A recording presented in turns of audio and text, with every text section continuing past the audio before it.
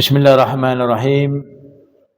Alhamdulillahi rabbil alamin wa bihi nasta'in ala umuri dunya waddin. Rabbi shrah li sadri wa yassir li amri wahlul 'uqdatam min lisani yafqahu qawli, amma ba'du. Assalamualaikum warahmatullahi wabarakatuh. Hadirin hadirat yang dimuliakan Allah, alhamdulillah di sore hari ini kita diberi sehat walafiat.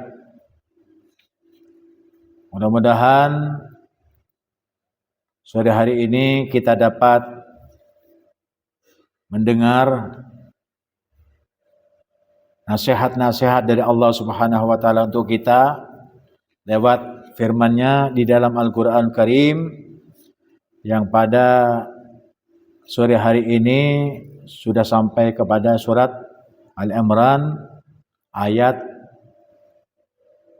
52. A'udzubillahi minasyaitonirrajim. Bismillahirrahmanirrahim. Falamma ahassa Isa minhumul kufra qala man ansari ila Allah qala al-hawariyuna nahnu ansarullah amanna billahi washhad bi anna muslimun.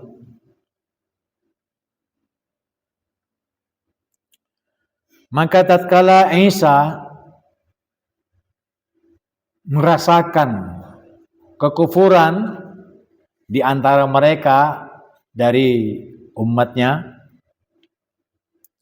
qala, Nabi Allah Isa berkata, man ansari ilallah, siapa di antara kalian yang akan menjadi penolong di dalam menjalankan syariat Allah Subhanahu wa taala. Qala al-hawariyuna nahnu ansarullah. Berkata Hawariyun, kamilah yang akan menolong agama Allah. Amanna billahi, saya beriman, kami beriman kepada Allah. Washhad bi anna muslimun, dan saksikanlah bahwa sesungguhnya kami semuanya berserah diri kepada Allah Subhanahu wa taala. Ini pernyataan sikap dari golongan yang namanya Hawariyun.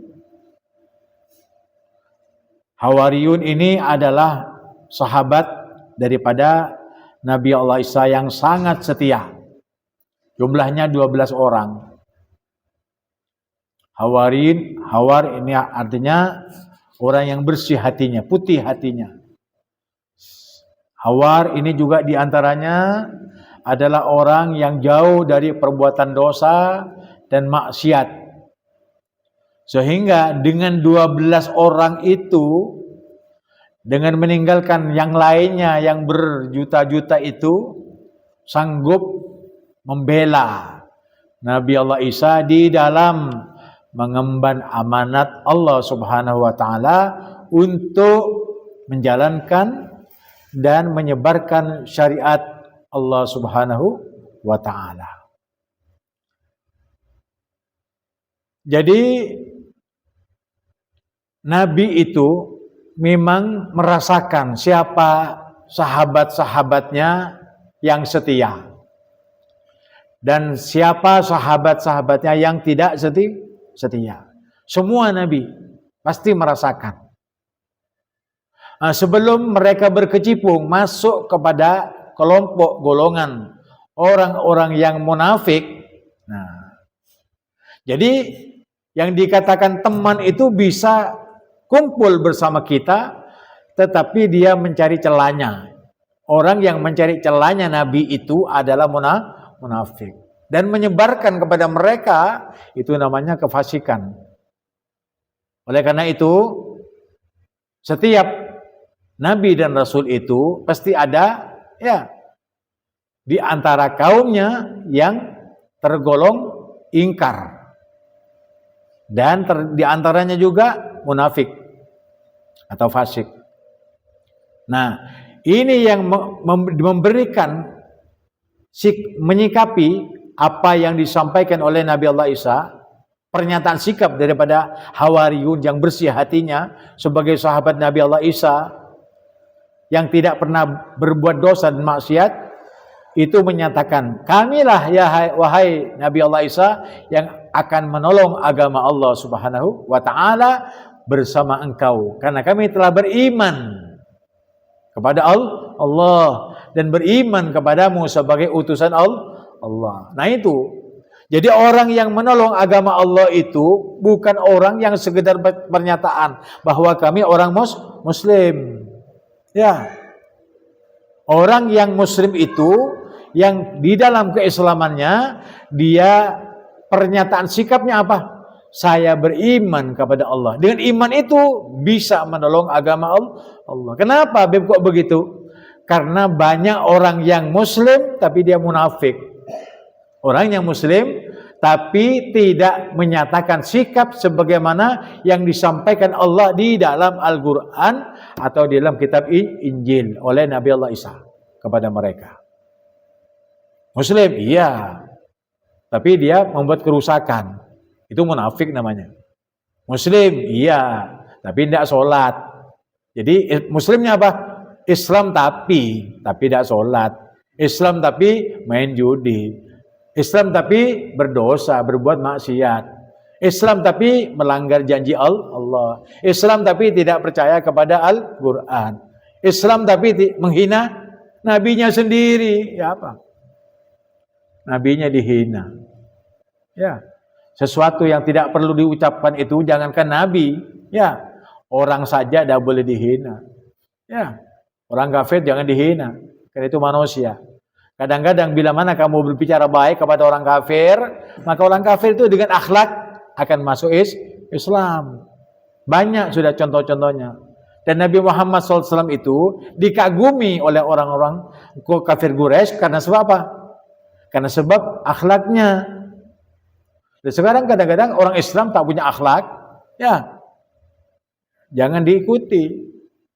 Ya, walaupun bersorban, kalau tidak punya akhlak, jangan diikuti. Ya, Abu Jahal itu pakai sorban, paham? Tapi jahatnya kepada Rasulullah luar biasa.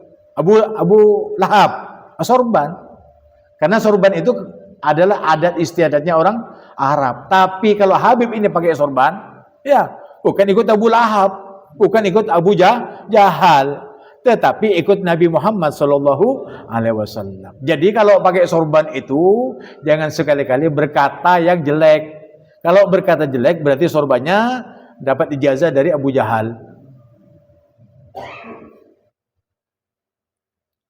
Karena yang bersorban itu pernyataan diri, pernyataan sikap bahwa saya ini pencinta baginda Nabi Muhammad SAW.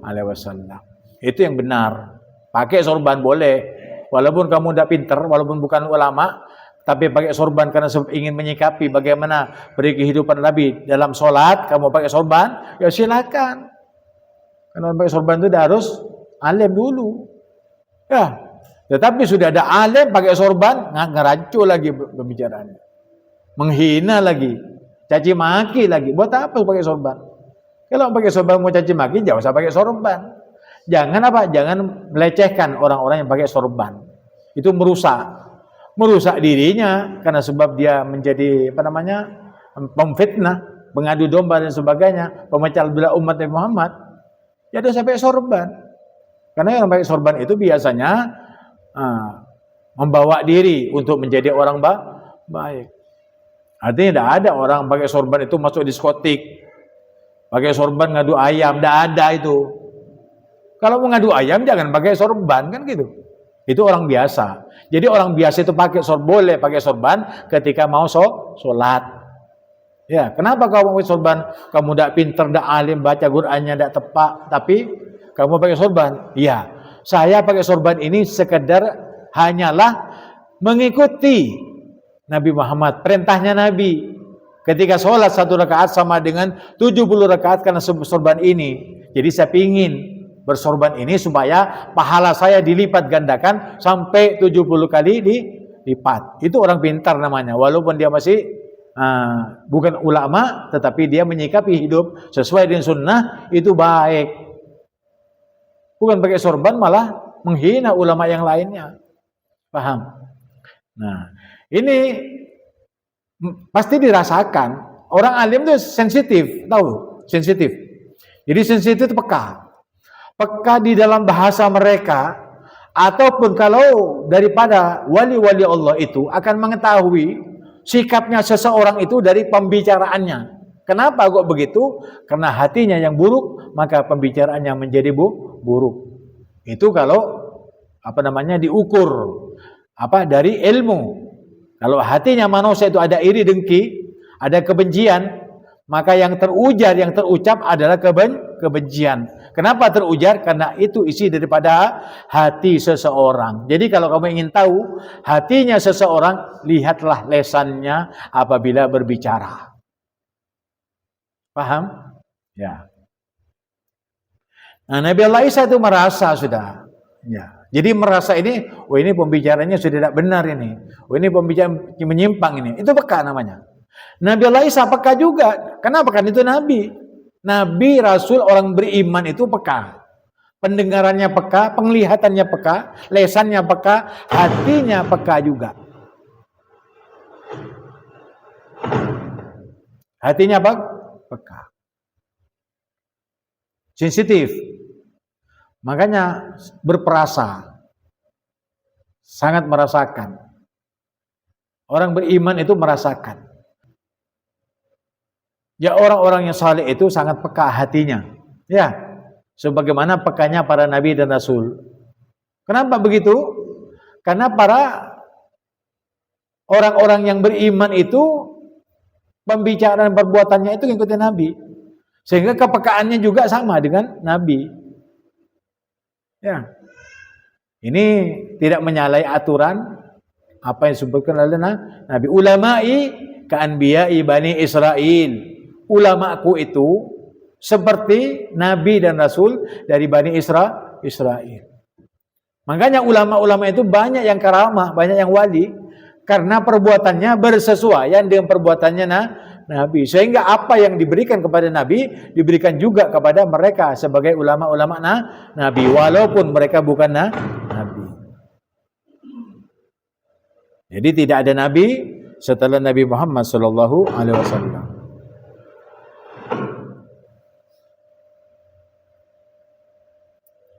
Maka tatkala Nabi Allah Isa itu merasa bahwa di antara mereka sebagai sahabat-sahabatnya itu sudah menyentuh kepada kekafiran, masuk kembali kepada kekafiran setelah mereka mendapatkan kebaikan-kebaikan, tausiah daripada Nabi Allah Isa, mereka membangkang, membelakangi atau mengingkari Nabi Allah Isa secara terang-terangan.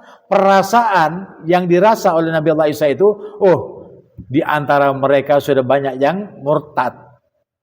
Ya, kepada Nabi Allah Isa. Padahal Nabi Allah Isa masih ada itu.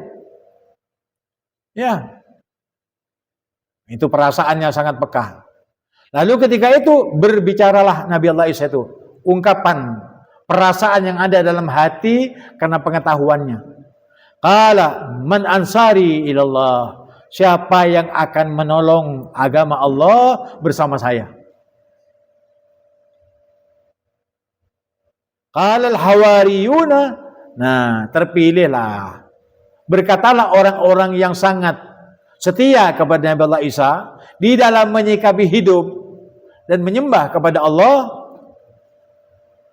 mengatakan, nahnu ansarullah. Kamilah yang akan menolong tegaknya agama Allah. Sampainya kepada umat manusia agama Allah.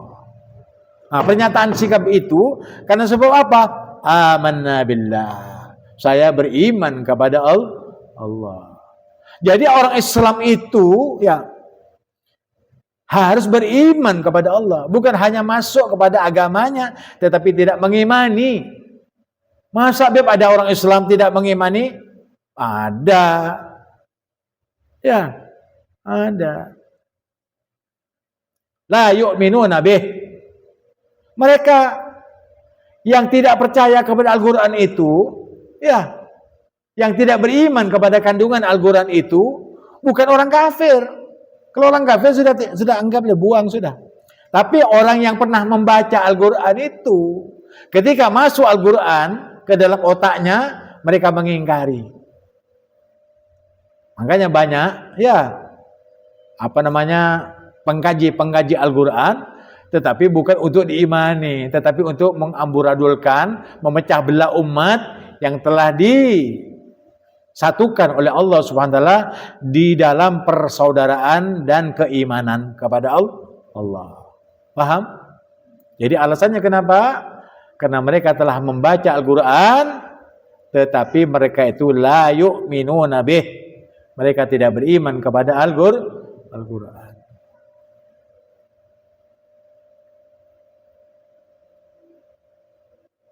Jadi pernyataan sikap saya beriman kepada Allah, maka dengan keimanan itu dia bergerak.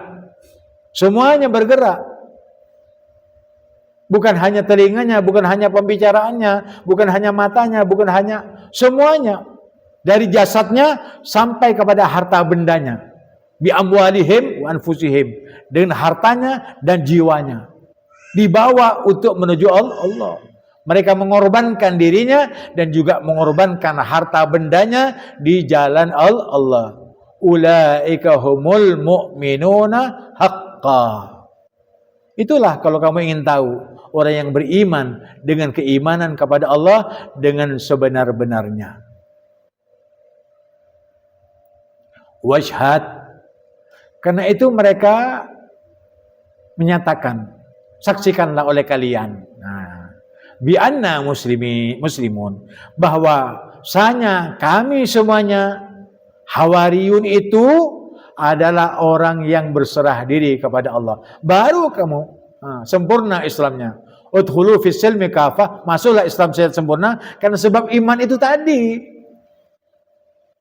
Tapi kalau tidak beriman, mengambil sebagian yang bermanfaat untuk dirinya, untuk pangkat dan jabatannya, tetapi meninggalkan sesuatu yang menghalangi mereka, yang menghalau mereka dari perbuatan-perbuatan yang angkara murka. Tidak mau dia. Makanya pinginnya apa? Jalannya Allah itu bengkok.